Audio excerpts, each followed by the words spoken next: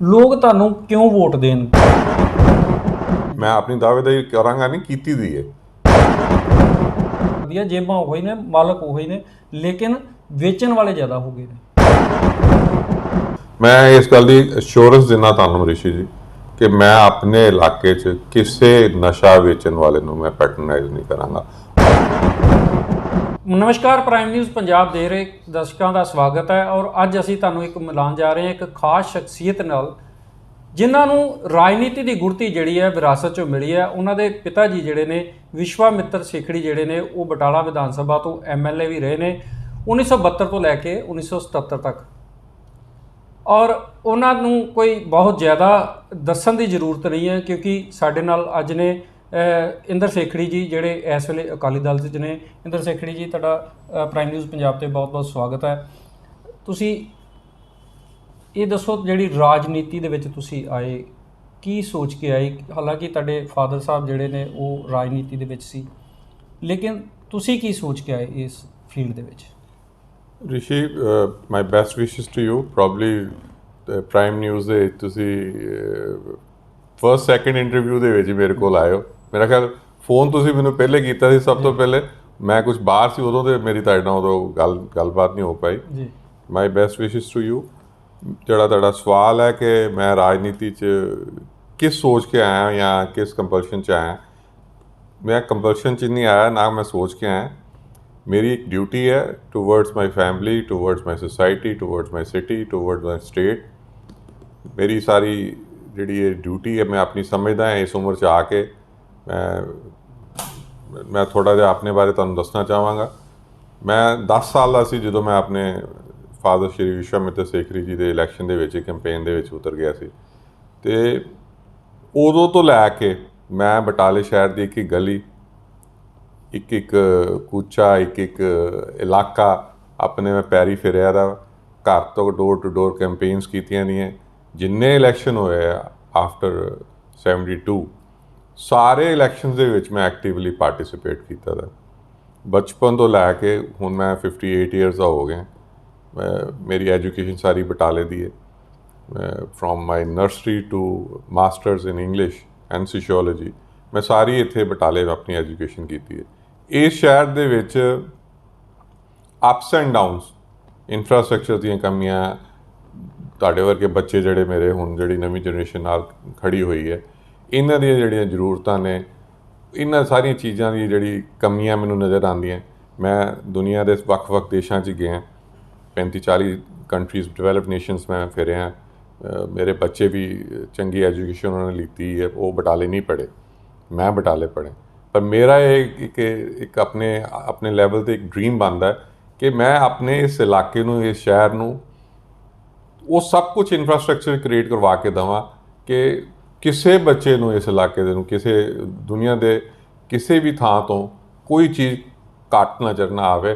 ਹਰ ਚੀਜ਼ ਜਿਹੜੀ ਦੁਨੀਆ ਦੀ ਜਿਹੜੀ ਬੈਸਟ ਹੈ ਉਹ ਮੇਰੇ ਬਟਾਲੇ ਸ਼ਹਿਰ 'ਚ ਆਉਣੀ ਚਾਹੀਦੀ ਹੈ। ਬਹੁਤ ਵਧੀਆ ਸੋਚ ਹੈ ਜੀ। ਹਰ ਇਨਸਾਨ ਨੂੰ ਜਿਹੜੀਆਂ ਮੂਲਭੂਤ ਸੁਵਿਧਾਵਾਂ ਜਿਹੜੀਆਂ ਮਿਲਣੀਆਂ ਚਾਹੀਦੀਆਂ ਨੇ। ਸਮਾਜ ਸੇਵਾ ਔਰ ਰਾਜਨੀਤੀ ਦੇ ਵਿੱਚ ਕਿੰਨਾ ਕੁ ਫਰਕ ਸਮਝਦੇ ਹੋ ਤੁਸੀਂ? ਦੇਖੋ, ਰਾਜਨੀਤੀ ਜਿਹੜੀ ਹੈ ਇਹਦੇ ਵਿੱਚ ਤੁਸੀਂ ਇੱਕ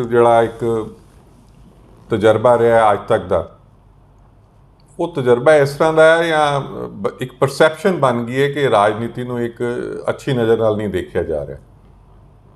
ਰਾਜਨੀਤੀ ਜਿਹੜੀ ਹੈ, ਵਰਡ ਪੋਲੀਟਿਕਸ ਹੈ, ਇਹ ਕੋਈ ਅਬਿਊਸਿਵ ਲੈਂਗੁਏਜ ਨਹੀਂ ਹੈ। ਕਨੈਕਸ਼ਨ ਇਹਦਾ ਸਾਰਾ ਸੁਸਾਇਟੀ ਨਾਲ ਹੀ ਹੈ। ਸੋਸ਼ੀਓਲੋਜੀ ਵੀ ਮੈਂ ਪੜ੍ਹੀ ਹੈ, ਮੈਂ ਮਾਸਟਰਸ ਕੀਤੀ ਸੋਸ਼ੀਓਲੋਜੀ ਦੀ। ਸੋਸ਼ਲ ਸਰਵਿਸ ਦੇ ਵਿੱਚ ਜਿਹੜੇ ਬੰਦੇ ਕੰਮ ਕਰਦੇ ਨੇ ਉਹਨਾਂ ਦੀ ਗਵਰਨਮੈਂਟ 'ਚ ਪਾਰਟਿਸਿਪੇਸ਼ਨ ਨਹੀਂ ਹੁੰਦੀ। ਪੋਲੀਟੀਕਲ ਜਿਹੜੇ ਬੰਦੇ ਨੇ ਹੁੰਦੇ ਨੇ, ਕੰਮ ਤੇ ਉਹਨਾਂ ਦਾ ਸੋਸ਼ਲ ਐਕਟੀਵਿਟੀ ਪਲੱਸ ਗਵਰਨੈਂਸ ਨਾਲ ਬਣ ਜਾਂਦਾ। ਇਹ ਫਰਕ ਹੈ ਦੋਵਾਂ ਦੇ ਵਿੱਚ। ਪਰ ਪ੍ਰਾਇਮਰੀ ਰਿਸਪੌਂਸਿਬਿਲਿਟੀ ਜਿਹੜਾ ਪੋਲੀਟਿਕਸ ਹੈ ਉਹ ਸੋਸ਼ਲ ਹੀ ਹੈ। ਗਵਰਨੈਂਸ ਜਿਹੜਾ ਪਾਰਟ ਹੈ ਉਹ ਸੁਸਾਇਟੀ ਨੂੰ ਵਧਾਉਣ ਵਾਸਤੇ ਹੀ ਬਣਦਾ ਹੈ। ਅਤੇ ਮੈਂ ਇਹ ਸਮਝਦਾ ਕਿ ਜੇ ਮੈਂ ਅੱਜ ਸੋਸ਼ਲ ਐਕਟੀਵਿਟੀ ਜਾਂ ਬੈਕਡੋਰ 'ਤੇ ਮੈਂ ਰਾਜਨੀਤੀ ਕਰਦਾ ਰਿਹਾ ਜਾਂ ਪਿੱਛੋਂ ਸਾਰਿਆਂ ਨੂੰ ਸਪੋਰਟ ਕਰਦਾ ਰਿਹਾ with my dream and vision, ਮੈਂ ਕਦੀ ਵੀ ਆਪਣੀ ਜਿਹੜੀ ਵਿਜ਼ਨ ਹੈ ਕਦੀ ਚੇਂਜ ਨਹੀਂ ਕੀਤੀ, ਨਾ ਡਿਸਟੋਰਟ ਹੋਣ ਦਿੱਤੀ ਹੈ। ਕਦੀ ਮੈਂ ਕਿਸੇ ਗਲਤ ਕੰਮ ਨੂੰ ਸਪੋਰਟ ਨਹੀਂ ਕੀਤਾ ਅੱਜ ਤੱਕ। ਜਿੱਥੇ ਮੈਨੂੰ ਗਲਤੀ ਨਜ਼ਰ ਆਈ ਹੈ ਉੱਥੇ ਉਸੇ ਵੇਲੇ ਮੈਂ ਆਪਣੇ ਆਪ ਨੂੰ ਉੱਥੋਂ ਇਸ ਵੇਲੇ dissociate ਅਸੀਂ ਕਰ ਗੱਲ ਲਿਆ। ਕਰੀਏ, ਇਸ ਵੇਲੇ ਪੋਲੀਟੀਸ਼ੀਅਨ ਦਾ ਜਿਹੜਾ ਉਹਨਾਂ ਦੇ ਬਹੁਤ ਐਲੀਗੇਸ਼ਨ ਲੱਗ ਰਹੇ ਨੇ ਕਿ ਮਾਫੀਆ ਦੇ ਨਾਲ, ਚਾਹੇ ਉਹ ਕਿਸੇ ਤਰੀਕੇ ਦਾ ਭੂ ਮਾਫੀਆ ਹੋਵੇ ਜਾਂ ਰੇਤ ਮਾਫੀਆ ਹੋਵੇ ਜਾਂ ਫਿਰ ਗੈਂਗਸਟਰ ਹੋਣ, ਉਹਨਾਂ ਦੇ ਰਿਲੇਸ਼ਨ ਜਿਹੜੇ ਨੇ ਇਸ ਵੇਲੇ ਰਾਜਨੀਤਿਕ ਲੋਕ ਜਿਹੜੇ ਨੇ ਬਹੁਤ ਵੱਡੇ ਵੱਡੇ ਅਹੁਦਿਆਂ 'ਤੇ ਬੈਠੇ ਨੇ ਉਹਨਾਂ ਦੇ ਨਾਲ ਲੱਗ ਰਹੇ ਨੇ। ਕੀ ਕਹਿਣਾ ਚਾਹੋਗੇ ਤੁਸੀਂ? ਮੰਦਭਾਗਾ, ਸਾਡੇ ਬੱਚਿਆਂ ਦਾ, ਸਾਡੇ ਇਲਾਕੇ ਦਾ ਫਿਊਚਰ ਖਾਧਾ ਜਾ ਰਿਹਾ। ਇਹ ਨਹੀਂ ਹੋਣਾ ਚਾਹੀਦਾ, ਇਸ ਚੀਜ਼ ਨੂੰ ਰੋਕਣਾ ਚਾਹੀਦਾ। ਔਰ ਸਾਨੂੰ ਅਗਰ ਸਾਡੇ ਰਿਪਰੈਜ਼ੈਂਟੇਸ਼ਨ ਮਿਲਦੀ ਹੈ ਗਵਰਨੈਂਸ ਦੇ ਵਿੱਚ, ਅਸੀਂ ਸਾਡੇ ਪ੍ਰਧਾਨ ਜੀ ਨੇ ਵੀ ਇਸ ਗੱਲ ਦੀ ਆਪਣੇ ਮੈਨੀਫੈਸਟੋ ਦੇ ਵਿੱਚ ਜਾਂ ਆਪਣੇ ਪਾਲਿਸੀ ਪ੍ਰੋਗਰਾਮ ਦੇ ਵਿੱਚ ਰੱਖਿਆ। ਅਸੀਂ ਇੱਕ ਫਰਮ ਪਾਲਿਸੀ ਦੇ ਰਹੇ ਹਾਂ ਕਿ ਜਿਹੜਾ ਸਟੇਟਸ ਦੇ ਸਾਡੇ ਜਿਹੜੇ ਐਸੈਟਸ ਨੇ, ਜਿੱਥੋਂ ਅਸੀਂ ਪੈਸੇ ਜਨਰੇਟ ਕਰਕੇ ਆਪਣੀ ਸਟੇਟ ਨੂੰ ਹੋਰ ਅੱਗੇ ਲਿਜਾ ਸਕਦੇ ਹਾਂ, ਅਸੀਂ ਉਹਦੀ ਪਾਲਿਸੀ ਬਣਾ ਕੇ ਟਰਾਂਸਪੇਰੈਂਟ ਵੇ ਨਾਲ ਅਸੀਂ ਉਸ ਚੀਜ਼ ਨੂੰ ਪੁੱਟ ਅਪ ਕਰਾਂਗੇ, ਤਾਂ ਕਿ ਜਿਹੜਾ ਪੈਸਾ ਰੈਵਨਿਊ ਕਲੈਕਟ ਹੁੰਦਾ ਹੈ ਉਹ ਸੋਸ਼ਲ ਵੈਲਫੇਅਰ ਉੱਤੇ ਹੀ, ਸੋਸ਼ਲ ਡਿਵੈਲਪਮੈਂਟ ਉੱਤੇ ਹੀ, ਇਨਫਰਾਸਟ੍ਰਕਚਰ ਪੰਜਾਬ ਦਾ ਡਿਵੈਲਪਮੈਂਟ ਕਰਨ ਉੱਤੇ ਹੀ ਖਰਚ ਹੋਵੇ ਔਰ ਗਲਤ ਹੱਥਾਂ ਦੇ ਵਿੱਚ ਨਾ ਜਾਵੇ। ਇਹ ਜਿਹੜਾ ਪੈਸਾ ਗਲਤ ਹੱਥਾਂ 'ਚ ਜਾ ਰਿਹਾ, ਇਹ ਨਾ ਕਿ ਸਿਰਫ ਕ੍ਰਿਮੀਨਲ ਐਕਟੀਵਿਟੀ ਨੂੰ ਵਾਧਾ ਦੇ ਰਿਹਾ, ਸਾਡੇ ਬੱਚੇ ਜਿਹੜੇ ਨੇ, ਜਿਹੜੀ ਯੰਗ ਜਨਰੇਸ਼ਨ, ਉਹਨਾਂ ਦਾ ਫਿਊਚਰ ਖਰਾਬ ਕਰ ਰਿਹਾ। ਔਰ ਇਹਦੇ ਨਾਲ ਜਿਹੜੀ ਬਦ ਇੰਤਜ਼ਾਮੀ, ਗੁੱਡ ਗਵਰਨੈਂਸ ਜਿਹੜੀ ਉਹ ਖਤਮ ਹੋ ਰਹੀ ਹੈ। ਇਹ ਜਿਹੜੀਆਂ ਕੋਈ ਵੀ ਜਿੱਥੇ ਕੋਈ ਗਲਤ ਕੰਮ ਹੋਣਾ, ਉਹਦੀਆਂ ਜਿਹੜੇ ਆਫਟਰ ਇਫੈਕਟਸ ਨੇ, ਉਹ ਤੈਨੂੰ ਮੈਨੂੰ ਸਾਰੇ ਪੰਜਾਬੀਆਂ ਨੂੰ ਸਾਨੂੰ ਭੁਗਤਣੇ ਪੈਣੇ। ਇਸ ਚੀਜ਼ ਨੂੰ ਰੋਕਣਾ ਬਹੁਤ ਜ਼ਰੂਰੀ ਹੈ। ਔਰ ਮੈਂ ਇਸ ਚੀਜ਼ ਨੂੰ ਬਹੁਤ ਸਟਰੋਂਗ ਵਰਡਸ ਦੇ ਵਿੱਚ ਕੰਡੈਮ ਕਰਦਾ ਕਿ ਅਸੀਂ ਇਹ ਜਿਹੜਾ ਮਾਫੀਆ ਸਿਸਟਮ ਚੱਲ ਰਿਹਾ, ਚਾਹੇ ਰੇਤ ਮਾਫੀਆ, ਚਾਹੇ ਸ਼ਰਾਬ ਮਾਫੀਆ, ਚਾਹੇ ਕੋਈ ਹੋਰ ਲੈਂਡ ਮਾਫੀਆ, ਇਹ ਸਾਰੀਆਂ ਚੀਜ਼ਾਂ ਅੰਡਰ ਗੁੱਡ ਗਵਰਨੈਂਸ ਹੀ ਹੋਣੀਆਂ ਚਾਹੀਦੀਆਂ। ਲੇਕਿਨ ਬਹੁਤ ਤੇਜ਼ੀ ਨਾਲ ਜਿਹੜਾ ਇਹ ਉੱਭਰਿਆ ਮਾਫੀਆ, ਜਿਹੜਾ ਗਰੁੱਪ ਨੇ, ਜਿਹੜੇ ਬਹੁਤ ਤੇਜ਼ੀ ਨਾਲ ਉੱਭਰੇ ਨੇ। ਕੋਈ ਵੀ ਸਰਕਾਰ, ਚਾਹੇ ਉਹ ਤੁਹਾਡੀ ਸਰਕਾਰ ਰਹੀ ਹੈ, ਅਕਾਲੀ ਦਲ ਦੀ ਸਰਕਾਰ ਰਹੀ 10 ਸਾਲ, ਚਾਹੇ 4.5 ਸਾਲ ਕਾਂਗਰਸ ਦੀ ਸਰਕਾਰ ਹੋ ਗਈ ਹੈ, ਕੋਈ ਵੀ ਸਰਕਾਰ ਇਹਨਾਂ ਨੂੰ ਨੱਥ ਨਹੀਂ ਪਾ ਸਕੀ, ਕੋਈ ਵੀ ਸਰਕਾਰ ਇਹਨਾਂ ਨੂੰ ਰੋਕ ਨਹੀਂ ਸਕੀ। ਹਾਲਾਂਕਿ ਐਲੀਗੇਸ਼ਨ, ਅਸੀਂ ਕਹਿ ਸਕਦੇ ਹਾਂ ਐਲੀਗੇਸ਼ਨ, ਆਰੋਪ ਜਿਹੜੇ ਨੇ ਉਹ ਅਕਾਲੀ ਦਲ 'ਤੇ ਵੀ ਲੱਗਦੇ ਨੇ, ਉਹ ਆਰੋਪ ਕਾਂਗਰਸ ਦੇ ਮੰਤਰੀਆਂ 'ਤੇ ਵੀ ਲੱਗਦੇ ਪਏ ਨੇ ਕਿ ਇਹਨਾਂ ਦੀ ਸਾਠਗਾਂਠ ਜਿਹੜੀ ਆ ਗੈਂਗਸਟਰ ਦੇ ਨਾਲ ਆ, ਮਾਫੀਆ ਦੇ ਨਾਲ ਹੈ। ਮੈਂ ਇਹਦੇ ਬਾਰੇ ਤੁਹਾਨੂੰ ਥੋੜੀ ਕਲੈਰੀਫਿਕੇਸ਼ਨ ਦੇਣਾ ਚਾਹੁੰਦਾ ਜੋ ਮੇਰੀ ਸਮਝ ਆਉਂਦੀ ਹੈ। ਦੇਖੋ, ਜਿਹੜਾ ਰੇਤ ਮਾਫੀਆ ਹੈ, ਇੱਕ ਫੋਰ ਐਗਜ਼ਾਮਪਲ ਲੈਂਦੇ ਹਾਂ, ਜਿੱਥੋਂ ਤੱਕ ਮੈਨੂੰ ਯਾਦ ਹੈ, ਮੈਂ ਆਪਣੀ ਹੋਸ਼ 'ਚ ਦੇਖਿਆ ਕਿ ਰੇਤ ਜਿਹੜੀ ਹੈ ਇਹਦੀ ਕਿਤੇ ਵੀ ਮਾਰਕੀਟੇਬਿਲਿਟੀ ਨਹੀਂ ਸੀ ਹੁੰਦੀ। ਇਹਦੇ ਅਸੀਂ ਟਰਾਲੀ ਭਰ ਕੇ ਲਿਆ ਕੇ ਵਿਦਆਊਟ ਐਨੀ ਕਾਸਟ, ਸਿਰਫ ਟਰਾਂਸਪੋਰਟੇਸ਼ਨ ਕਾਸਟ ਦਿੰਦੇ ਸੀ, ਅਤੇ ਰੇਤ ਜਿਹੜੀ ਹੈ ਉਹ ਅਸੀਂ ਯੂਜ਼ ਕਰਦੇ ਸੀ ਕੰਸਟਰਕਸ਼ਨ 'ਚ ਜਾਂ ਇਨਫਰਾਸਟਰਕਚਰ 'ਚ ਜਾਂ ਕਿਤੇ ਇੰਡਸਟਰੀ 'ਚ ਯੂਜ਼ ਹੁੰਦੀ ਸੀ। ਗ੍ਰੈਜੂਅਲੀ ਇਹਦੀ ਜਿਹੜੀ ਹੈ ਵਰਥ ਪੈਣੀ ਸ਼ੁਰੂ ਹੋਈ। ਜਿਹੜੀ ਲਾਸਟ ਅਕਾਲੀ ਗਵਰਨਮੈਂਟ ਸੀ, ਜਦੋਂ ਕੋਈ ਚੀਜ਼ ਦੀ ਵੈਲਿਊ ਪੈਣੀ ਸ਼ੁਰੂ ਹੁੰਦੀ ਹੈ ਤੇ ਫਿਰ ਉਹਦੇ ਹਿਸਾਬ ਨਾਲ ਪਾਲਿਸੀ ਐਂਡ ਪ੍ਰੋਗਰਾਮਸ ਬਣਦੇ ਨੇ ਕਿ ਇੱਥੋਂ ਅਸੀਂ, ਇਹ ਸਾਡਾ ਐਸੈਟ ਹੈ, ਸਟੇਟ ਦਾ ਐਸੈਟ ਹੈ, ਇਹਨੂੰ ਅਸੀਂ ਇੱਥੋਂ ਰੈਵਨਿਊ ਜਨਰੇਟ ਕਰਨਾ। ਜਿਹੜਾ ਅਕਾਲੀ ਦਲ ਦਾ ਟੈਨਿਓਰ ਸੀ 10 ਸਾਲ ਦਾ ਪਿਛਲਾ, ਬਿਫੋਰ ਦਿਸ ਕਾਂਗਰਸ ਗਵਰਨਮੈਂਟ, ਉਸ ਟੈਨਿਓਰ ਦੇ ਵਿੱਚ ਇਹਦੀ ਐਕਸਪਲੋਇਟੇਸ਼ਨ ਜਾਂ ਰੈਵਨਿਊ ਜਨਰੇਸ਼ਨ ਦਾ ਪ੍ਰੋਸੈਸ ਸ਼ੁਰੂ ਹੋਇਆ।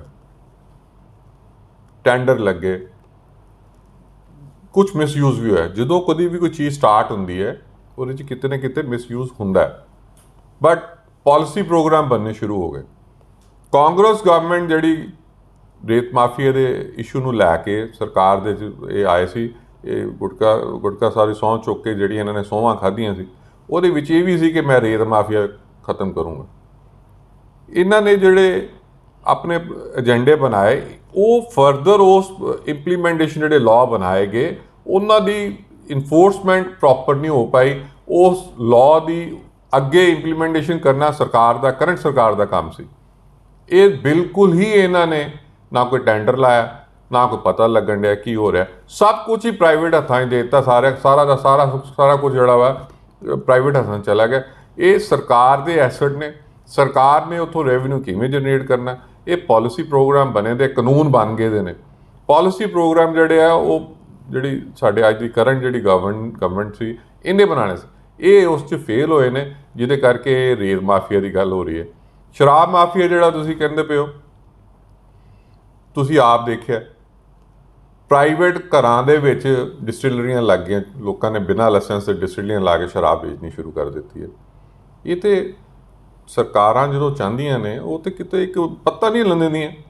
ਇਹਦੇ ਫੈਕਟਰੀਆਂ ਲੱਗ ਗਈਆਂ ਜਿੱਥੇ ਕੋਈ ਲਾਇਸੈਂਸ ਨਹੀਂ। ਸੋ ਮਚ ਸੋ ਜਿਹੜੀਆਂ ਇੰਪੋਰਟਡ ਬ੍ਰਾਂਡ ਵਿਸਕੀਆਂ ਆਉਂਦੀਆਂ ਉਹ ਬੋਤਲਾਂ ਦੇ ਵਿੱਚ ਦੇਸੀ ਸ਼ਰਾਬ ਕੱਢ ਕੇ ਪਾ ਕੇ ਵਿਕਣੀ ਸ਼ੁਰੂ ਹੋ ਗਈ। ਹਾਈ ਕੋਰਟ 'ਚ ਕੇਸ ਗਏ ਨੇ, ਇਹਨਾਂ ਦੇ ਬੰਦੇ ਫੜੇ ਗਏ ਨੇ। ਕਿੱਥੇ ਨੇ ਸਾਡੇ ਅਫਸਰ, ਕਿੱਥੇ ਨੇ ਸਾਡੇ ਮੰਤਰੀ, ਕਿੱਥੇ ਨੇ ਸਾਡੇ ਚੀਫ ਮਿਨਿਸਟਰ ਸਾਹਿਬ? ਇਹ ਦੇਣ ਜਵਾਬ ਇਸ ਚੀਜ਼ ਦਾ। ਫਿਰ ਕਿਉਂ ਨਹੀਂ ਰੈਵਨਿਊ ਜਨਰੇਸ਼ਨ ਹੋ ਰਹੀ, ਵੱਧ ਰਹੀ? ਨਸ਼ਾ ਦੇ ਮੁੱਦੇ ਤੇ ਤੁਹਾਨੂੰ ਲੱਗਦਾ ਹੈ ਵੀ ਇਹ ਕਾਂਗਰਸ ਗਵਰਨਮੈਂਟ ਜਿਹੜੀ ਹੈ ਫੇਲ ਹੈ, ਬਿਲਕੁਲ ਫੇਲੀਅਰ ਹੈ ਗਵਰਨਮੈਂਟ ਦਾ? ਇਹ ਜਿਹੜਾ ਨਸ਼ਾ ਜਿਹੜਾ ਸ਼ਰਾਬ ਦਾ ਰੈਗੂਲੇਟਿਡ ਹੈ, ਉਹ ਤੇ ਰੈਵਨਿਊ ਜਨਰੇਸ਼ਨ ਹੋ ਰਹੀ ਹੈ, ਘੱਟ ਹੋ ਰਹੀ ਹੈ। ਜਿੱਥੇ ਅਸੀਂ ਕੋਈ ਵੀ ਬਜਟਿੰਗ ਕਰਦੇ ਹਾਂ ਹਰ ਸਾਲ 5%, 10%, 15% ਦਾ ਰੈਵਨਿਊ ਇੰਕਰੀਜ਼ ਦੀ ਗੱਲ ਕਰਦੇ ਹਾਂ। ਇਹਦੇ ਸਟੈਗਨੈਂਟ ਹੈ ਪਿਛਲੇ 5 ਸਾਲਾਂ ਦੇ ਸਰਕਾਰ ਦੇ ਰੈਵਨਿਊ ਜਨਰੇਸ਼ਨ, ਕੋਈ ਇੰਕਰੀਜ਼ ਨਹੀਂ ਹੈ।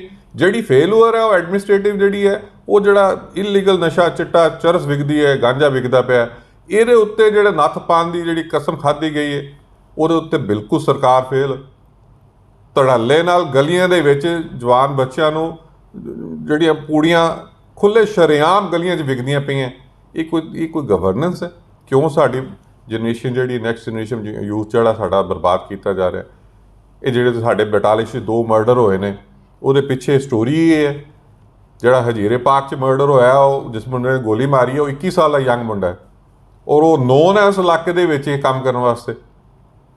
ਜਿਹੜਾ ਸਾਡੇ ਮਹੱਲੇ ਬੇੜਿਆਂ ਮਹੱਲੇ 'ਚ ਮਰਡਰ ਹੋਇਆ, ਉੱਥੇ ਵੀ ਜਿਹੜਾ ਮਰਡਰ ਹੋਇਆ, ਉਹ ਜਿਹੜੇ ਯੰਗ ਮੁੰਡੇ ਦੋਵਾਂ ਨੇ ਕੀਤਾ, ਉਹ ਵੀ ਨਸ਼ੇ ਦੇ ਆਦੀ ਨੇ। ਇਹ ਸਾਰੇ ਲੇਕਿਨ ਲੋਕਾਂ ਦੇ ਵਿੱਚ ਜਿਹੜਾ ਜਨਤਾ ਦੇ ਮਨ ਦੇ ਵਿੱਚ ਹੈ, ਸਰਕਾਰ ਜ਼ਰੂਰ ਬਦਲੀ, ਨਾ ਜੇਬਾਂ ਬਦਲੀਆਂ, ਨਾ ਉਹ ਮਾਲਕ ਬਦਲੇ। ਜੇ ਬਦਲੇ ਨੇ ਤੇ ਸਿਰਫ ਜਿਹੜੇ ਨੇ, ਜੇ ਅੱਗੇ 10-15 ਇੱਕ ਸ਼ਹਿਰ ਦੇ ਵਿੱਚ ਵੇਚਦੇ ਸੀ, ਉਹ ਹੁਣ ਹਜ਼ਾਰਾਂ ਲੋਕ ਜਿਹੜੇ ਨੇ ਉਸ ਸ਼ਹਿਰ ਦੇ ਵਿੱਚ ਇਹ ਚਿੱਟਾ ਤੇ ਦੂਸਰਾ ਨਸ਼ਾ ਸਪਲਾਈ ਕਰ ਰਹੇ। ਲੋਕ ਤੇ ਇਹੀ ਕਹਿ ਰਹੇ ਨੇ ਵੀ ਕੋਈ ਸਰਕਾਰ ਹੋਵੇ ਇਹ ਨਸ਼ੇ ਨੂੰ ਖਤਮ ਨਹੀਂ ਕਰਦੀ, ਨਾ ਨਸ਼ਾ ਵੇਚਣ ਵਾਲਿਆਂ ਨੂੰ ਖਤਮ ਕਰਦੀ ਹੈ। ਜੇਬਾਂ ਉਹੀ ਨੇ, ਮਾਲਕ ਉਹੀ ਨੇ, ਲੇਕਿਨ ਵੇਚਣ ਵਾਲੇ ਜ਼ਿਆਦਾ ਹੋ ਗਏ ਨੇ। ਕੀ ਕਹਿਣਾ ਚਾਹੋਗੇ ਤੁਸੀਂ? ਜਦੋਂ ਇੱਕ ਚੀਜ਼ ਦੀ ਇੱਕ ਆਦਤ ਬਣ ਗਈ ਹੈ, ਜਿਸ ਤਰ੍ਹਾਂ ਮੇਰੀ ਵਿਜ਼ਨ ਤੁਹਾਨੂੰ ਮੈਂ ਦੱਸੀ ਕਿ ਮੈਂ ਸ਼ਹਿਰ ਵਾਸਤੇ ਕੀ ਚਾਹੁੰਦਾ, ਜਦੋਂ ਇਨਸਾਨ ਨੂੰ ਚੰਗੀ ਕਮਾਈ ਦੀ, ਨੇਕ ਕਮਾਈ ਦੀ ਆਦਤ ਲੱਗ ਜਾਏਗੀ ਤਾਂ ਨੇਕ ਕਮਾਈ ਵਾਲੇ ਪਾਸੇ ਚੱਲੇਗਾ। ਮਾੜੀ ਕਮਾਈ ਦੀ ਆਦਤ ਲੱਗ ਜਾਏ ਤਾਂ ਮਾੜੇ ਪਾਸੇ ਲੱਗੇਗਾ। ਉਹਨੂੰ ਲੱਤ ਲੱਗ ਗਈ ਹੈ ਬੱਚਿਆਂ ਨੂੰ ਨਸ਼ੇ ਦੀ, ਚਿੱਟੇ ਦੇ ਨਸ਼ੇ ਦੀ, ਸਰੀਰ ਟੁੱਟਦਾ ਤਾਂ ਗਲੀ ਗਲੀ ਉਹ ਵਿਕਣਾ। ਤਾਂ ਫਿਰ ਜੇਬਾਂ ਜਿਹੜੇ ਵੇਚਣ ਵਾਲੇ ਉਹ ਵੀ ਵਧਣੇ ਨੇ।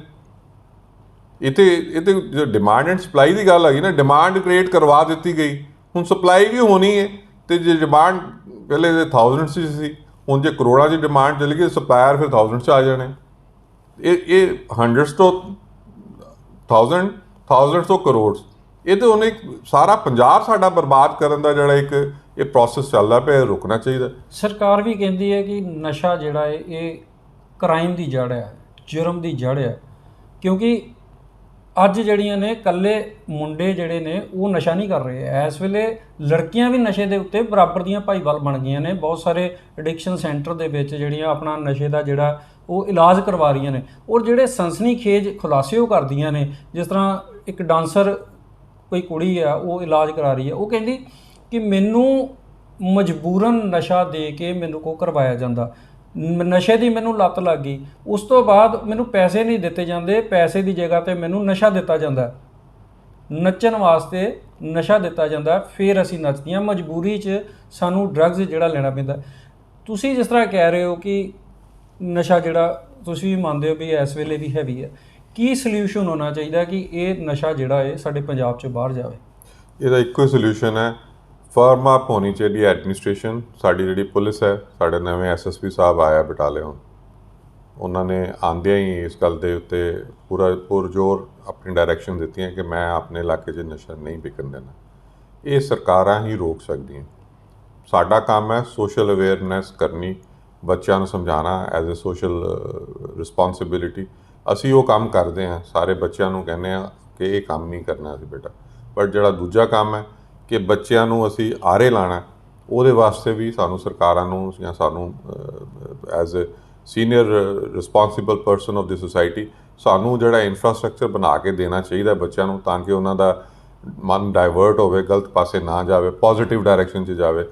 ਨਸ਼ਾ ਜਿਹੜਾ ਰੁਕ ਜਾਏਗਾ। ਮੈਨੂੰ ਗੁਰੂ ਮਹਾਰਾਜ ਕਿਰਪਾ ਕਰਦੇ, ਸਾਨੂੰ ਮੇਰੀ ਪਾਰਟੀ ਟਿਕਟ ਦਿੰਦੀ ਹੈ ਜਾਂ ਮੈਨੂੰ ਮੇਰੇ ਸ਼ਹਿਰ ਮੈਨੂੰ ਪਿਆਰ ਕਰਦਾ ਹੈ, ਜੇ ਮੈਨੂੰ ਆਪਣਾ ਰਿਪਰੈਜ਼ੈਂਟੇਟਿਵ ਬਣਾ ਕੇ ਭੇਜਦਾ ਸਰਕਾਰ ਦੇ ਵਿੱਚ, ਗਵਰਨੈਂਸ ਦੇ ਵਿੱਚ। ਮੈਂ ਆਪਣੀ ਸੋਸ਼ਲ ਰਿਸਪੌਂਸਿਬਿਲਟੀ ਨਾਲ ਗਵਰਨੈਂਸ ਦੇ ਜਿਹੜੀ ਜਦੋਂ ਮੈਂ ਜਾ ਕੇ ਨਾਲ ਪਾਰਟਿਸਿਪੇਟ ਕਰਾਂਗਾ, ਮੈਂ ਇਸ ਗੱਲ ਦੀ ਅਸ਼ੋਰੈਂਸ ਦਿੰਦਾ ਤੁਹਾਨੂੰ ਰਿਸ਼ੀ ਜੀ ਕਿ ਮੈਂ ਆਪਣੇ ਇਲਾਕੇ 'ਚ ਕਿਸੇ ਨਸ਼ਾ ਵੇਚਣ ਵਾਲੇ ਨੂੰ ਮੈਂ ਪੈਟਰਨਾਈਜ਼ ਨਹੀਂ ਕਰਾਂਗਾ, ਔਰ ਨਾ ਹੀ ਮੈਂ ਕਿਸੇ ਨੂੰ ਇਸ ਗੱਲ ਦੀ ਥੋੜ੍ਹੀ ਵੀ ਲਿਬਰਟੀ ਦੇਵਾਂਗਾ ਕਿ ਇੱਥੇ ਮੇਰੇ ਜਿਹੜੀ ਯੂਥ ਹੈ ਉਹਦਾ ਫਿਊਚਰ ਬਰਬਾਦ ਹੋਵੇ। ਕਿ ਤੁਸੀਂ ਜਿਸ ਤਰ੍ਹਾਂ ਕਿਹਾ ਕਿ ਅਗਰ ਪਾਰਟੀ ਟਿਕਟ ਦਿੰਦੀ ਹੈ, ਪਾਰਟੀ ਦਾਅਵੇਦਾਰ ਹੋਰ ਵੀ ਹੁੰਦੇ ਨੇ, ਮੰਨ ਲਓ ਤੁਹਾਨੂੰ ਟਿਕਟ ਦਿੰਦੀ ਹੈ, ਲੋਕ ਤੁਹਾਨੂੰ ਕਿਉਂ ਵੋਟ ਦੇਣ? ਕੀ ਯੂਐਸਪੀ ਹੈ ਤੁਹਾਨੂੰ ਲੋਕ ਤੁਹਾਨੂੰ ਹੀ ਵੋਟ ਦੇਣ, ਤੁਹਾਨੂੰ ਜਿਤਾਉਣ? ਰਿਸ਼ੀ, ਇੱਕ ਤੇ ਮੇਰੀ ਜਿਹੜੀ ਹੈ 4 ਪੀੜ੍ਹੀਆਂ ਦੀ ਸਾਂਝ ਹੈ ਇਸ ਸ਼ਹਿਰ ਦੇ ਵਿੱਚ, ਔਰ ਪ੍ਰੋਬਬਲੀ ਤੁਸੀਂ ਵੀ ਜਾਣਦੇ ਹੋ ਮੈਨੂੰ। ਲੀਡਰਸ਼ਿਪ ਦੇ ਵਿੱਚ ਜਦੋਂ ਅਸੀਂ ਆਉਂਦੇ ਹਾਂ ਜਾਂ ਕੋਈ ਬੰਦਾ ਵੋਟ ਪਾਉਣ ਜਾਂਦਾ, ਕੀ ਦੇਖਦਾ? ਉਹਦਾ ਰਿਪਰੈਜ਼ੈਂਟੇਟਿਵ ਜਿਹੜਾ ਉਹ ਪੜ੍ਹਿਆ ਲਿਖਿਆ ਹੋਣਾ ਚਾਹੀਦਾ, ਬੰਦਾ ਸਾਫ਼ ਸੁਥਰਾ ਹੋਣਾ ਚਾਹੀਦਾ, ਉਹਦਾ ਕਰੈਕਟਰ ਮਾੜਾ ਨਹੀਂ ਹੋਣਾ ਚਾਹੀਦਾ। ਇੱਕ ਫਿਰ ਉਹਦੇ ਕਰਪਸ਼ਨ ਦੇ ਐਲੀਗੇਸ਼ਨ ਨਹੀਂ ਹੋਣੇ ਚਾਹੀਦੇ ਉਹਦੇ 'ਤੇ। ਉਹ ਜਿਹੜੇ ਤੁਸੀਂ ਮਾਫੀਆ ਦੇ ਨਾਂ ਲਿੱਤੇ ਹੈ, ਜਿਹੜੇ ਕਿ ਸੁਸਾਇਟੀ ਦੇ ਵਿੱਚ ਇੱਕ ਬਲੈਕ ਸਪੌਟ ਦੀ ਜਗ੍ਹਾ 'ਤੇ ਕੰਮ ਰਿਫਲੈਕਟ ਹੁੰਦੇ ਨੇ ਜਾਂ ਨਜ਼ਰ ਆਉਂਦੇ ਪਏ ਨੇ, ਉਹਨਾਂ 'ਚ ਇਨਵੋਲਵ ਨਾ ਹੋਵੇ। ਮੇਰਾ ਭਾਈਚਾਰਾ ਇਸ ਸ਼ਹਿਰ ਦੇ ਵਿੱਚ ਸਾਰਿਆਂ ਨਾਲ, ਮੇਰਾ ਬੱਚਿਆਂ ਨਾਲ ਪਿਆਰ, ਮੇਰੀ ਬੱਚਿਆਂ ਦੇ ਵਿੱਚ ਇੱਕ ਮੇਰੇ ਕੋਲ ਕੋਈ ਵੀ ਸ਼ਹਿਰ ਦਾ ਕੋਈ ਬੱਚਾ ਆ ਜਾਏ, ਮੇਰਾ ਭਰਾ ਆ ਜਾਏ, ਕਿਸੇ ਤਰੀਕ ਦੀ ਕਿਸੇ ਲਾਈਫ ਦੀ ਮੇਰੇ ਤਜਰਬੇ 'ਚੋਂ ਕੋਈ ਗਾਈਡੈਂਸ ਲੈਣ ਆਉਂਦਾ, ਮੈਂ ਖੁਸ਼ੀ ਨਾਲ, ਪੂਰੇ ਦਿਲ ਨਾਲ, ਤਨਦੇਹੀ ਨਾਲ ਉਹਦੀ ਮਦਦ ਕਰਨ ਨੂੰ ਨਿਕਲ ਜਾਂਦਾ। ਇਸ ਗੱਲ ਦੇ ਵਾਸਤੇ ਵੀ ਸਾਰੇ ਸ਼ਹਿਰ ਨੂੰ ਪਤਾ ਹੈ ਕਿ ਜਿਹਦੇ ਨਾਲ ਮੈਂ ਖੜਾ ਹੋ ਜਾਂਦਾ ਉਹਦੀ ਮੈਂ ਪਿੱਠ ਨਹੀਂ ਲੱਗਣ ਦਿੰਦਾ। ਕੰਮ ਸਹੀ ਹੋਣਾ ਚਾਹੀਦਾ। ਕਿਹੜੇ ਪਹਿਲੇ ਕੰਮ ਕਿਹੜੇ ਹੋਣਗੇ ਜਦੋਂ ਤੁਸੀਂ ਮੰਨ ਲਓ ਸਰਕਾਰ ਤੁਹਾਡੀ ਆਉਂਦੀ ਆ, ਤੁਸੀਂ ਜਿੱਤੇ ਹੋ, ਪਹਿਲੇ ਪ੍ਰੈਫਰੈਂਸ ਕਿਹੜੇ ਕੰਮਾਂ ਨੂੰ ਦਿਓਗੇ ਤੁਸੀਂ? ਮੈਂ ਤੁਹਾਨੂੰ ਆਪਣੇ ਦੱਸਿਆ ਪਹਿਲੇ ਤਾਂ ਮੈਂ ਇੰਡਸਟਰੀਅਲ ਜਿਹੜੀ ਮੈਂ ਆਪਣੀ ਰਿਵਾਈਵਲ ਸ਼ਹਿਰ ਦੀ ਕਰਵਾਉਣੀ, ਨਸ਼ਾ ਰੋਕਾਂਗੇ ਆਪਾਂ, ਇਨਫਰਾਸਟ੍ਰਕਚਰ ਵਰਲਡ ਕਲਾਸ ਬਣਾਉਣ ਦੀ ਕੋਸ਼ਿਸ਼ ਕਰਾਂਗਾ ਮੈਂ, ਔਰ ਪਹਿਲੇ ਮੈਂ ਵਿਜ਼ਨ ਡਾਕੂਮੈਂਟ ਬਣਾਵਾਂਗਾ। ਮੇਰਾ ਮਨ ਦੇ ਵਿੱਚ ਇਹ ਹੈ ਕਿ ਮੈਂ ਸ਼ਹਿਰ ਨੂੰ ਇਸ ਤਰ੍ਹਾਂ ਨਾ ਬਣਾਵਾਂ ਕਿ ਅੱਜ ਮੇਰੇ ਮਨ 'ਚ ਆਇਆ, ਮੈਂ ਤੁਰਿਆ ਜਾ ਰਿਹਾ, ਮੇਰੇ ਰੇਲਵੇ ਰੋਡ ਖਰਾਬ ਹੈ ਅਤੇ ਮੈਨੂੰ ਸਲੈਬ ਪਾ ਦੇਵਾਂ ਅਤੇ ਸੜਕ ਬਣ ਗਈ ਅਤੇ ਮੇਰਾ ਡਿਊਟੀ ਖਤਮ ਹੋ ਗਈ। ਮੈਂ ਇਹ ਨਹੀਂ ਚਾਹੁੰਦਾ। ਮੈਂ ਇਹ ਨਹੀਂ ਚਾਹੁੰਦਾ ਸੀਵਰੇਜ ਪੈ ਜਾਏ ਅਤੇ ਨਾਲ ਰੇਨ ਵਾਟਰ ਡਿਸਪੋਜ਼ਲ ਦਾ ਸਿਸਟਮ ਨਾ ਹੋਵੇ। ਜੇ ਚੀਜ਼ ਜਿਹੜੀ ਚੰਡੀਗੜ੍ਹ 'ਚ ਹੋ ਸਕਦੀ, ਬਟਾਲੇ ਕਿਉਂ ਨਹੀਂ ਹੋ ਸਕਦੀ? ਮੈਂ ਇਹ ਨਹੀਂ ਚਾਹੁੰਦਾ ਸਿਰਫ ਸੜਕ ਬਣ ਜਾਏ ਅਤੇ ਉਹਦੇ ਨਾਲ ਇਹ ਪ੍ਰੋਵੀਜ਼ਨ ਨਾ ਹੋਵੇ ਕਿ ਕੇਬਲ ਕੱਲ੍ਹ ਨੂੰ ਪੈਣੀ ਹੈ ਅਤੇ ਉਹਦੀ ਪ੍ਰੋਵੀਜ਼ਨ ਅੱਜ ਬਣੀ ਕਿ ਨਹੀਂ ਬਣੀ। ਮੈਂ ਇਹ ਨਹੀਂ ਚਾਹੁੰਦਾ ਕਿ ਕੱਲ੍ਹ ਨੂੰ ਪਾਣੀ ਦੀ, ਜਿਸ ਤਰ੍ਹਾਂ ਸਕੇਰਸਿਟੀ ਆਉਂਦੀ ਹੈ ਸ਼ਹਿਰਾਂ ਦੇ ਵਿੱਚ, ਪਾਣੀ ਦੀ ਕਮੀ ਆਉਣੀ ਹੈ, ਜਿਸ ਤਰ੍ਹਾਂ ਲੁਧਿਆਣੇ ਪੰਜਾਬ ਸਰਕਾਰ ਨੇ ਹੁਣ ਕਨਾਲ ਵਾਟਰ ਦੀ ਡਿਸਟਰੀਬਿਊਸ਼ਨ ਦਾ ਪ੍ਰੋਸੈਸ ਸ਼ੁਰੂ ਕੀਤਾ। ਜੇ ਪੈਸੇ ਆਉਣੇ ਆ, ਲੱਗਣੇ ਆ, ਅਤੇ ਇਹ ਸਾਰੀਆਂ ਫਿਊਚਰ ਪਲੈਨਿੰਗਸ ਜਿਹੜੀਆਂ ਵਿੱਚ ਮੱਦੇਨਜ਼ਰ ਰੱਖਦੇ ਹੋਏ ਉਹ ਸਾਰੀਆਂ ਪਲੈਨਿੰਗ ਕਰਵਾਵਾਂਗਾ। ਪੈਸੇ ਦੀ ਪ੍ਰੋਪਰ ਯੂਟੀਲਾਈਜੇਸ਼ਨ ਕਰਾਵਾਂਗਾ ਇਮਾਨਦਾਰੀ ਨਾਲ। ਜਿਸ ਤਰ੍ਹਾਂ ਇੱਕ ਬੰਦਾ ਆਪਣਾ ਘਰ ਸਵਾਰਦਾ, ਇੱਕ ਇੱਟ ਲਾਉਂਦਾ, ਉਸ ਤਰ੍ਹਾਂ ਮੈਂ ਇਮਾਨਦਾਰੀ ਨਾਲ ਆਪਣੇ ਇਲਾਕੇ ਦੀ ਸੇਵਾ ਕਰਕੇ ਇਸ ਨੂੰ ਇੱਕ ਐਸੇ ਅੱਛਾਈ ਦੀ ਇੱਕ ਐਸੀ ਲੰਬੀ ਲਾਈਨ ਖਿੱਚਾਂਗਾ ਕਿ ਬੁਰਾਈ ਨੂੰ ਤੁਸੀਂ ਸਾਰਿਆਂ ਨੇ ਭੁੱਲ ਜਾਓ। ਮੈਂ ਇੰਨੀ ਤੁਹਾਨੂੰ ਇੰਸ਼ੋਰੈਂਸ ਦੇ ਸਕਦਾ। ਲੋਕ ਜਿਹੜੇ ਨੇ ਇਸ ਵੇਲੇ ਪੋਲੀਟੀਕਲ ਪਾਰਟੀ, ਚਾਹੇ ਕੋਈ ਵੀ ਪਾਰਟੀ ਆ, ਉਹਨਾਂ ਕੋਲ ਫਾਇਦਾ ਪਿਆ, ਉਹ ਚਾਹੁੰਦੇ ਹੀ ਨਹੀਂ ਹੈ ਵੀ ਇਹ ਲੋਕਾਂ ਨੇ ਜਨਤਾ ਨੂੰ ਇੰਨੇ ਸਾਲ ਜਨਤਾ ਦੇ ਉੱਤੇ ਰਾਜ ਕੀਤਾ, ਜਨਤਾ ਕੋਲ ਵੋਟ ਲਈ, ਚਾਹੇ ਕਿਸੇ ਤਰੀਕੇ ਦੀ ਲਈ, ਤਾਂ ਦਾਮ ਦੰਡ ਭੇਦ ਸਭ ਅਪਣਾਉਂਦੇ ਨੇ ਰਾਜਨੀਤਿਕ ਪਾਰਟੀਆਂ ਵਾਲੇ। ਲੋਕ ਇਸ ਵੇਲੇ ਦੇਖ ਰਹੇ ਨੇ ਕਿ ਕਿਹੜਾ ਨੇਤਾ ਆਵੇ, ਕਿਹੜਾ ਪਾਰਟੀ ਵਾਲਾ ਕੋਈ ਵਰਕਰ ਕੋਈ ਚੰਗਾ ਆਵੇ ਅਤੇ ਅਸੀਂ ਉਹਨੂੰ ਵੋਟ ਦਈਏ। ਐਤਕੀ ਲੋਕ ਸਵਾਲ ਪੁੱਛਣਗੇ, ਸਾਰੀਆਂ ਪਾਰਟੀਆਂ ਕੋਲ ਪੁੱਛਣਗੇ, ਕੀ ਜਵਾਬ ਹੋਏਗਾ ਵੀ ਕੀ ਅਸੀਂ ਕੀਤਾ? ਰਿਸ਼ੀ, ਮੈਂ ਤਾਂ ਹਾਲੇ ਜਿੰਨਾ ਤੁਹਾਨੂੰ ਦੱਸਿਆ, ਮੈਂ ਹਾਲੇ ਗਵਰਨੈਂਸ ਦਾ ਪਾਰਟ ਨਹੀਂ ਰਿਹਾ ਕਦੇ ਵੀ। ਸੋਸ਼ਲ ਰਿਸਪੌਂਸਿਬਿਲਿਟੀ ਦੇ ਤਹਿਤ ਮੇਰੇ ਕੋਲ ਜਿੱਥੇ ਜਿਸ ਤਰ੍ਹਾਂ ਦੀ ਵੀ ਆਵਾਜ਼ ਚੁੱਕਣ ਦਾ ਮੌਕਾ ਮਿਲਿਆ ਜਾਂ ਕਿਤੇ ਗਲਤੀ ਨਜ਼ਰ ਆਈ, ਮੈਂ ਪੁਰਜ਼ੋਰ ਬਿਨਾਂ ਕਿਸੇ ਡਰ ਦੇ, ਬਿਨਾਂ ਕਿਸੇ ਪ੍ਰੈਸ਼ਰ ਦੇ ਮੈਂ ਆਪਣੀ ਗੱਲ ਜਿਹੜੀ ਵਿਭਾਗ ਤਰੀਕੇ ਨਾਲ ਕਹਿ ਦਿੰਦਾ। ਔਰ ਜਵਾਬਦੇਹੀ ਤਾਂ ਮੇਰੀ ਉਦੋਂ ਬਣਦੀ ਹੈ ਜਦੋਂ ਮੇਰੇ ਹੱਥ 'ਚ ਤੁਸੀਂ ਕੋਈ ਪਾਵਰ ਦਿਓਗੇ। ਅੱਜ ਦੀ ਜਵਾਬਦੇਹੀ ਤਾਂ ਇਹੀ ਹੈ ਕਿ ਮੈਂ ਤੁਹਾਡੇ 'ਚੋਂ, ਤੁਹਾਡਾ ਹਿੱਸਾ ਹੈ। ਜਿਸ ਤਰ੍ਹਾਂ ਤੁਸੀਂ ਸਫ਼ਰ ਕਰ ਰਹੇ ਹੋ ਉਸ ਤਰ੍ਹਾਂ ਮੈਂ ਵੀ ਸਫ਼ਰ ਕਰ ਰਿਹਾ। ਅਸੀਂ ਇਸ ਸ਼ਹਿਰ ਨੂੰ ਰਿਵਾਈਵ ਕਰਨਾ, ਔਰ ਜਿੰਨੀਆਂ ਗੱਲਾਂ ਮੈਂ ਤੁਹਾਨੂੰ ਦੱਸੀਆਂ, ਮੈਂ ਉਹਨਾਂ ਦੇ ਉੱਤੇ ਪੂਰਾ ਨਿੱਤਰ ਕੇ, ਪੂਰਾ ਇਮਾਨਦਾਰੀ ਨਾਲ ਉਸ ਚੀਜ਼ਾਂ ਨੂੰ ਅਚੀਵ ਕਰਨ ਵਾਸਤੇ ਪੂਰਾ ਜੀ ਜਾਨ ਨਾਲ ਮਿਹਨਤ ਕਰ ਦੇਵਾਂਗਾ। ਔਰ ਇਹ ਵੀ ਸਾਰਿਆਂ ਨੂੰ ਪਤਾ ਹੈ ਕਿ ਜੋ ਕਦੀ ਵੀ ਇੰਦਰ ਨੇ ਗੱਲ ਕਹੀ ਹੈ ਉਹਨੇ ਕਦੀ ਉਸ ਤੋਂ ਪਿੱਛੇ ਨਹੀਂ ਹਟਿਆ, ਉਹ ਪੂਰਾ ਕਰਕੇ ਦਿਖਾਇਆ। ਵਿਧਾਨ ਸਭਾ ਚੁਣਾਵ ਆਉਣ ਵਾਲੇ ਨੇ, ਤੁਸੀਂ ਦਾਅਵੇਦਾਰੀ ਕਰੋਗੇ ਪਾਰਟੀ ਕੋ ਆਪਣੀ? ਮੈਂ ਆਪਣੀ ਦਾਅਵੇਦਾਰੀ ਕਰਾਂਗਾ ਨਹੀਂ, ਕੀਤੀ ਦੀ ਹੈ। ਮੈਂ ਆਪਣੇ ਪ੍ਰਧਾਨ ਜੀ ਨੂੰ, ਸਾਡੇ ਸਰਦਾਰ ਸੁਖਬੀਰ ਸਿੰਘ ਬਾਦਲ ਜੀ ਨੂੰ, ਔਰ ਮਜੀਠੀਆ ਸਾਹਿਬ ਨੂੰ, ਵਿਕਰਮ ਸਿੰਘ ਮਜੀਠੀਆ ਜੀ ਨੂੰ, ਸਾਡੇ MLA ਸਾਹਿਬ ਜਿਹੜੇ ਲੋਧੀ ਨੰਗਲ ਸਾਹਿਬ, ਮੈਂ ਸਾਰਿਆਂ ਨੂੰ ਰਿਕੁਐਸਟ ਕੀਤੀ ਹੈ ਜੀ ਇੱਕ ਮੌਕਾ ਮੈਨੂੰ ਵੀ ਦਿੱਤਾ ਜਾਏ ਸ਼ਹਿਰ ਦੀ ਸੇਵਾ ਕਰਨ ਦਾ ਪਾਰਟੀ ਵੱਲੋਂ। ਲੇਕਿਨ ਤੁਹਾਡੇ ਜਿਹੜੇ ਪਾਰਟੀ ਦੇ ਆਪਣੇ ਨੇ ਸੁਭਾਸ਼ ਹੋਰੀ ਜੀ, ਉਹਨਾਂ ਨੇ ਕਿਹਾ ਕਿ ਦਾਅਵੇਦਾਰੀਆਂ ਕਰਨ ਨਾਲ ਨਹੀਂ ਇਹ ਟਿਕਟਾਂ ਮਿਲਦੀਆਂ, ਟਿਕਟ ਜਿਹੜੀ ਮਿਲਦੀ ਆ ਉਹ ਪਾਰਟੀ ਵਰਕਰ ਵੇਖ ਕੇ, ਉਹਦਾ ਕੰਮ ਵੇਖ ਕੇ, ਸਮਾਜ ਸੇਵਾ ਵੇਖ ਕੇ ਮਿਲਦੀ ਹੈ। ਦੇਖੋ ਬੇਟਾ, ਇਹ ਤੁਸੀਂ ਕਈ ਗੱਲਾਂ ਕਹੀਆਂ, ਇੱਕ ਫੈਕਟਰ ਨਹੀਂ ਹੁੰਦਾ। ਮੇਰੇ ਤੇ ਕੋਈ ਵੀ ਬੰਦਾ ਉਂਗਲ ਚੁੱਕ ਕੇ ਕੋਈ ਗੱਲ ਮੇਰੇ ਕਹਿ ਨਹੀਂ ਸਕਦਾ ਕਿ ਇੰਦਰ ਨੇ ਫਲਾਣਾ ਕੰਮ ਗਲਤ ਕੀਤਾ ਦਾ, ਜਾਂ ਮੈਂ ਅੱਜ ਅਕਾਲੀ ਦਲ ਜੁਆਇਨ ਕੀਤਾ ਤੇ ਮੈਂ ਪਾਰਟੀ ਨਾਲ ਕਿਸੇ ਗੱਲ ਤੇ ਪਾਰਟੀ ਨੂੰ ਪਿੱਛੇ ਰੱਖਿਆ ਜਾਂ ਪਾਰਟੀ ਨੂੰ ਪਿੱਠ ਦਿਖਾਈ ਹੈ। ਮੈਂ ਪਾਰਟੀ 'ਚ ਚੱਲਿਆ ਨਾ, ਪ੍ਰਧਾਨ ਜੀ ਨੇ ਮੈਨੂੰ ਆਪਣੇ ਨਾਲ ਭਰਾ ਬਣਾ ਕੇ ਨਾਲ ਰੱਖਿਆ ਦਾ। ਜੇ ਮੌਕਾ ਦੇਣਗੇ ਤਾਂ ਜ਼ਰੂਰ ਸ਼ਹਿਰ ਦੀ ਸੇਵਾ ਕਰਾਂਗੇ। ਔਰ ਮੈਂ ਇਹ ਕਹਿ ਸਕਦਾ ਬੜੇ ਆਪਣੇ ਮਤਲਬ ਕਿ ਪੱਕੇ ਤੌਰ 'ਤੇ ਕਹਿ ਸਕਦਾ, people will not feel let down in Inder Sekhri. ਇਹ ਸਨ ਅਕਾਲੀ ਦਲ ਦੇ ਹਾਈ ਲੈਵਲ ਕਮੇਟੀ ਦੇ ਮੈਂਬਰ ਇੰਦਰ ਸੇਖੜੀ ਜੀ, ਜਿਨ੍ਹਾਂ ਨੇ ਵਿਜ਼ਨ ਆਪਣਾ ਜਿਹੜਾ ਹੈ ਤੁਹਾਡੇ ਸਾਹਮਣੇ ਰੱਖਿਆ ਔਰ 48 ਸਾਲ ਤੋਂ ਇਹ ਰਾਜਨੀਤੀ ਦੇ ਖੇਤਰ ਦੇ ਵਿੱਚ ਤੁਹਾਡੇ ਨਾਲ ਜੁੜੇ ਹੋਏ ਨੇ। ਇਹਨਾਂ ਦੇ ਵਿਜ਼ਨ ਨੂੰ ਤੁਸੀਂ ਕਿਸ ਤਰ੍ਹਾਂ ਦੇਖਦੇ ਹੋ? ਅਗਰ ਇਹਨਾਂ ਨੂੰ ਅਕਾਲੀ ਦਲ ਬਟਾਲਾ ਹਲਕੇ ਤੋਂ ਟਿਕਟ ਦੇ ਕੇ ਨਵਾਜ਼ਦਾ ਹੈ ਤੇ ਇਹਦਾ ਫੈਸਲਾ ਤੁਸੀਂ ਕਰਨਾ ਹੈ। ਦੇਖਦੇ ਰਹੋ ਪ੍ਰਾਈਮ ਨਿਊਜ਼ ਪੰਜਾਬ। ਅਗਲੀ ਵਾਰ ਤੁਹਾਨੂੰ ਇੱਕ ਹੋਰ ਸ਼ਖਸੀਅਤ ਨਾਲ ਅਸੀਂ ਮਿਲਾਵਾਂਗੇ ਜਿਹੜੇ ਇਸੇ ਹਲਕੇ ਦੇ ਨਾਲ ਸੰਬੰਧਿਤ ਹੋਏਗੀ। ਤਦ ਤੱਕ ਤੁਸੀਂ ਬਣੇ ਰਹੋ ਸਾਡੇ ਨਾਲ ਪ੍ਰਾਈਮ ਨਿਊਜ਼ ਪੰਜਾਬ ਦੇ ਨਾਲ।